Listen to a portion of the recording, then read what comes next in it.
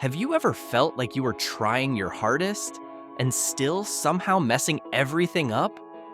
In Bluey's The Show, a Mother's Day play turns into something quietly heartbreaking and deeply human. The episode opens with pancakes, purple flowers, and that soft golden morning light Bluey does so well. It's Mother's Day, a tray of love in Bingo's small hands.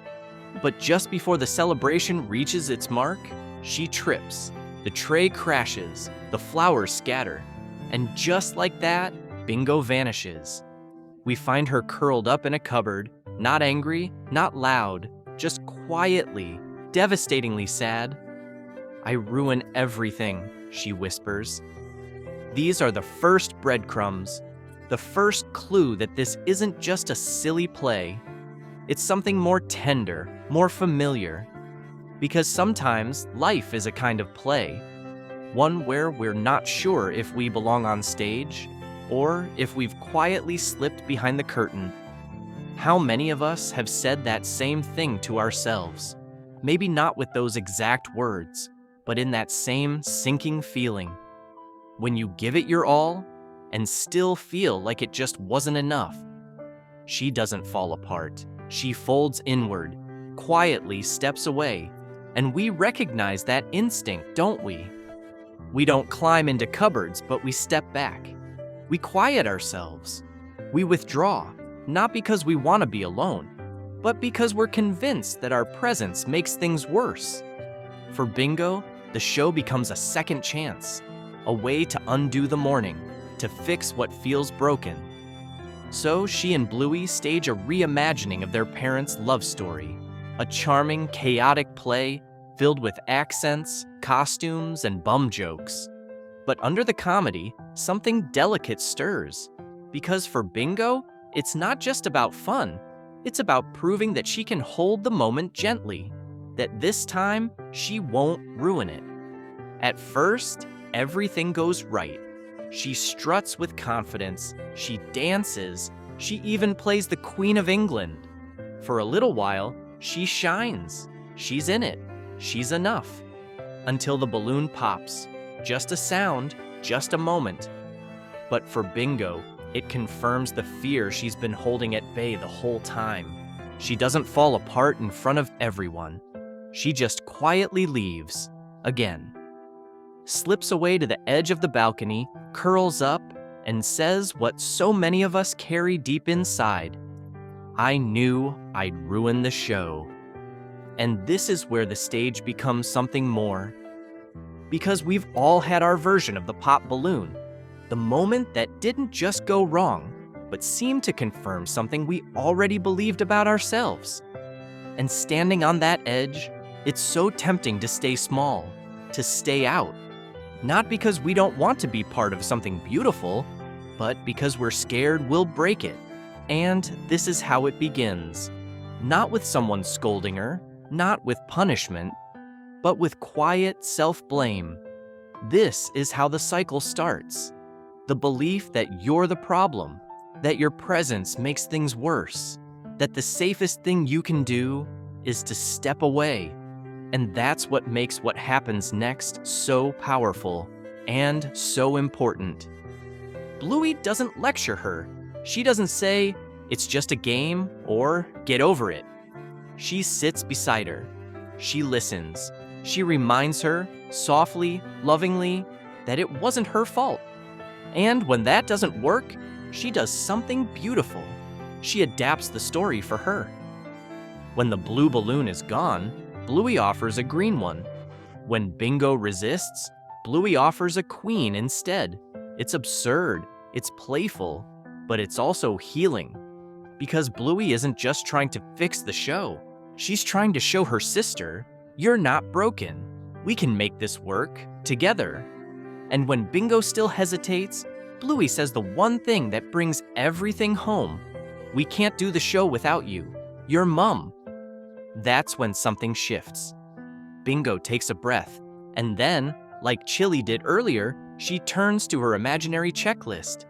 Bingo's heartbreak might look small, a pop balloon, a botched play, But if you've ever felt the need to disappear after a mistake, you know exactly what's happening here. Because this isn't just about a child messing up. It's about that moment you dropped the tray, forgot your line, said the wrong thing. The moment you were laughed at, or dismissed, or told to get over it, and something inside you learned to shrink. That's the part this episode quietly taps. The voice that still whispers, "You're ruining it," even now, in meetings, in relationships, in parenting. And it's why Bingo's return is so meaningful. Because every time we watch a child not give up on themselves, something inside us gets another chance too. This is the second time we see the checklist in the episode, but the first time Bingo owns it. She rubs her eyes, she picks herself up, she dusts herself off, and with trembling courage, she steps back into the spotlight. The show must go on. This isn't just a child parroting her mom, it's Bingo reclaiming herself, choosing to stay, choosing to try again, even when it's scary, especially when it's scary. In that moment, she isn't performing for anyone else. She's healing a part of herself, quietly, bravely, beautifully. And the way her parents look at her as she re-enters the room, not just with pride, but with relief, tells us they know it too. Most of us think childhood is all laughter and games. But children carry real weight. They feel shame. They fear failure. And often, they don't yet have the language to explain it. What makes this episode so powerful is that it shows us how early that voice can begin. The one that says, "You ruin everything." And it shows us something even more important. That voice doesn't have to win. Because Bingo doesn't recover alone. She has Chili's checklist. She has Bluey's belief. She has a family that holds space for her sadness and doesn't try to rush her out of it. That's what gives her the strength to come back. And for us, as adults, that's the deeper takeaway. The healing doesn't happen because she's told to be brave. It happens because she's given space to be vulnerable and still loved inside it. Every child will stumble. What matters is what they believe about themselves in the aftermath. Do they think they're a failure? Or do they learn that mistakes are just part of the story? The genius of Bluey is that it never forces the lesson. It doesn't wrap things up with a moral. Instead, it shows us, gently, that kindness isn't passive, it's directional. When Bluey says, "We can't do the show without you," she's telling Bingo that her presence matters, that the story needs her, that she's not just a helper, she's essential. That might be the most important line in the episode. Because how many of us grew up not hearing that? How many of us still wonder whether we're worth including? So maybe the question isn't, why did Bingo get so upset? Maybe it's, where in your life did you start believing you ruin everything? What part of your story did you quietly step away from, convinced the show would be better without you?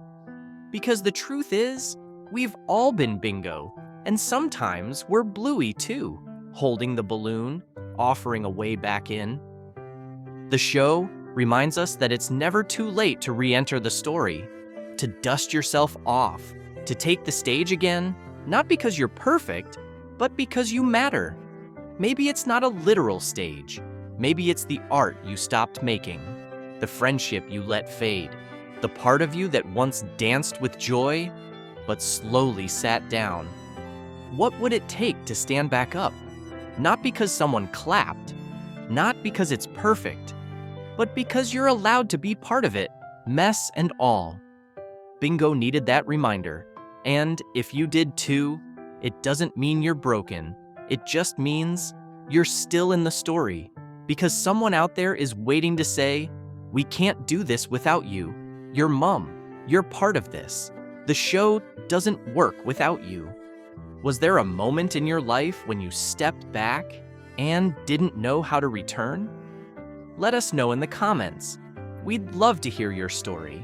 And if this video made you feel something, or reminded you of a part of yourself you'd forgotten, give it a like and subscribe for more quiet stories that speak to the heart.